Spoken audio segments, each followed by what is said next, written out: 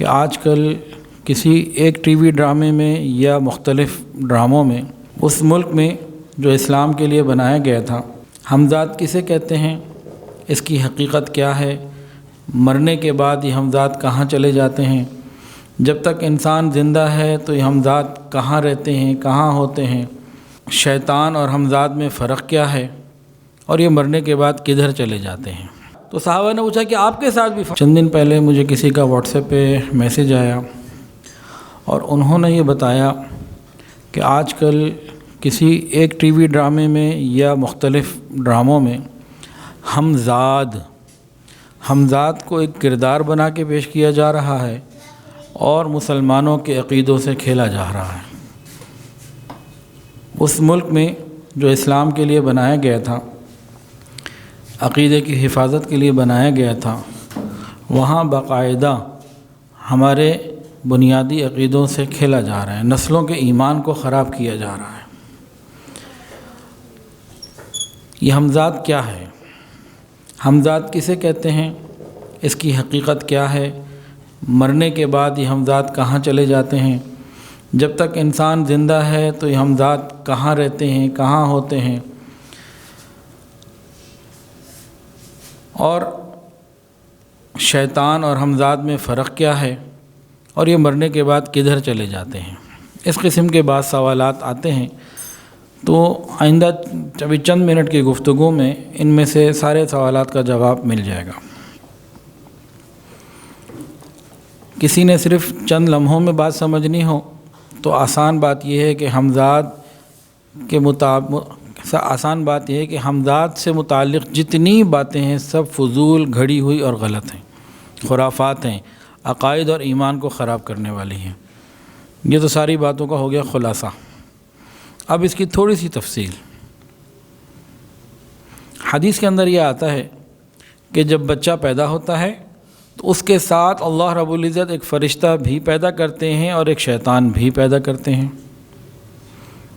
فرشتے کا کام حدیث میں یہ بتایا کہ یہ بندے کو خیر کی طرف رہنمائی کرتا رہتا ہے، دل میں اچھی بات القاء کرتا رہتا ہے، الہام کرتا رہتا ہے، تو فرشتے کا نام ملہم، یہ حدیث میں ہے۔ فرمایا کہ ایک شیطان بھی ساتھ پیدا ہوتا ہے، اس کا کام کیا ہے، وہی شیطانی خیالات اور وسوسے ڈالنا، تو اس کا نام ہے اسی نسبت سے وسواس ہے، اور یہ زندگی بھر انسان کے ساتھ رہتے ہیں، یہ حدیث ہے۔ پھر حدیث میں یہ آتا ہے کہ شیطان کو اتنی قدرت اور قوت دے دی گئی، اختیار دے دیا گیا کہ وہ انسان کی رگوں میں خون کی طرح دوڑتا ہے، اتنی بات بھی حدیث میں ثابت ہے۔ بس یہ ہے خلاصہ جو کتابوں میں صحیح مستند موجود ہے۔ آگے ہماری کہانیاں ہیں، جتنے مرضی گھڑ لو۔ بعض لوگ ہمزاد کہتے ہیں اس شیطان کو جو انسان کے ساتھ لگا ہوا ہے۔ تو بھئی ان سے کوئی پوچھے بھئی آپ اس کو ہمزاد کیوں کہتے ہیں، کہ بھئی ساتھ رہتا ہے، تو بھئی فرشتہ بھی تو ساتھ رہتا ہے، اسے ہمزاد کیوں نہیں کہہ دیتے؟ اسی حدیث میں دونوں کا ذکر ہے، تو فرشتے کو ہمزاد کیوں نہیں کہتے؟ چلیں اگلی بات۔ فرمایا کہ یہ پیدا ہوتے ہیں، تو پیدا ہونے میں سمجھنے والی بات یہ ہے کہ انسان جس طریقے سے پیدا ہوتا ہے اس کی اپنی پیدائش کا طریقہ ہے۔ فرشتوں کو اللہ نے نور سے پیدا کیا، وہ اللہ کے امر سے پیدا ہوتے ہیں، اور شیاطین بھی جس طرح انسانوں کا ایک طریقہ ہے نا، اسی طریقے سے شیاطین کا بھی ایک نظام ہے، جیسے جانوروں کا نظام ہے۔ تو فرشتے مختلف ہیں، باقی ایک اصول ہے، ایک طریقہ ہے، تو وہ بھی ہے۔ اب یہ نہیں ہے کہ جب انسان پیدا ہو رہا ہے تو اسی طریقے سے یہ اسی وقت اس کے ساتھ ہی پیدا ہو رہے ہیں، نہیں، یہ الگ الگ چیزیں ہیں، ان کا پیدا ہونا تینوں کا الگ الگ ہے۔ اگلی بات، یہ رہتے کہاں ہیں؟ اس سوال کی ضرورت کیا ہے؟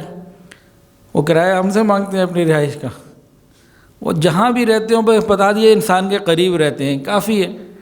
اب اس تحقیق میں، جاسوسی میں پڑھنے کی ضرورت کیا ہے، کہاں رہتے ہیں جی، بتاؤ جی کہاں رہتے ہیں۔ اچھا پتہ لگ بھی جائے تو کیا کر لیں گے جی آپ،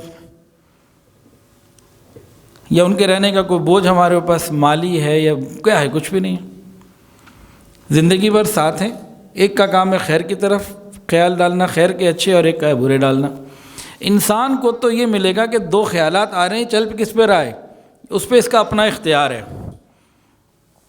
شیطان اگر برا وسوسہ ڈال رہا ہے، جسے لوگ ہمداد بھی کہہ دیتے ہیں، تو اس کا وسوسہ ڈالنا تو اس کا کام ہے، ہماری آزمائش کے لیے اللہ نے اس کو بنایا، آگے تو فعل ہمارا ہے، ہم کیا کرتے ہیں۔ اور ایک بات اور بتاؤں، یہ جو شیطان ہے نا، وسواس جس کا نام ہے، جسے لوگ ہمداد کہہ دیتے ہیں، برے خیال ڈالنے والا، اس کے برے خیالات سے بندہ اتنے گناہ نہیں کرتا، اتنا برا نہیں ہوتا جتنا بری صحبت، برے لوگ، برا دوست۔ اس کا کام کیا ہے؟ زیادہ سے زیادہ دل میں خیال ڈالے گا اور برا دوست تو ہاتھ پکڑ کے برائی کی طرف لے جائے گا۔ یہ شیطان کبھی ہاتھ پکڑ کے گناہ کی طرف لے کے نہیں جا سکتا۔ پھر یہ جو مرنے کے بعد انسان کا انتقال ہو گیا، بندہ چلا گیا دنیا سے، یہ کہاں جاتے ہیں؟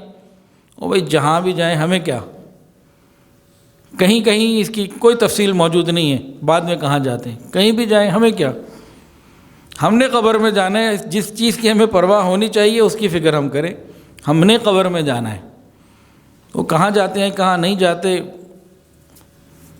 ہمارا کوئی تعلق ہی نہیں۔ تو سادہ سی اور آسان سی بات یہ ہے کہ انسان کے ساتھ ایک فرشتہ، ایک شیطان پیدا ہوتا ہے۔ جب نبی علیہ السلام نے صحابہ کو بتایا تو صحابہ نے پوچھا کہ آپ کے ساتھ بھی؟ فرمایا ہاں میرے ساتھ بھی، لیکن میرے والا مسلمان ہو گیا، وہ مجھے خیر کی طرف لے کے آتا ہے۔ تو نبی علیہ السلام کی اتنی تو صحبت کی برکت تھی نا کہ ایسا بھی جو وہ بھی مسلمان ہو گیا۔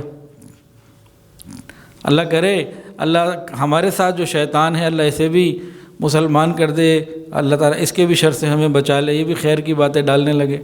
بہرحال اللہ کے لیے تو کوئی مشکل نہیں۔ تو خلاصہ یہ ہے کہ ٹی وی ڈراموں میں یا ادھر ادھر جو اس قسم کی چیزیں پھیلائی جا رہی ہیں، بتائی جا رہی ہیں، اور ہم ذات کو ایک کردار بنا کے اس کا باقاعدہ ایک رول دکھایا جا رہا ہے، یہ سب کے سب ہمارے ایمان اور عقیدے کو ختم کرنے والی، خراب کرنے والی بات ہے۔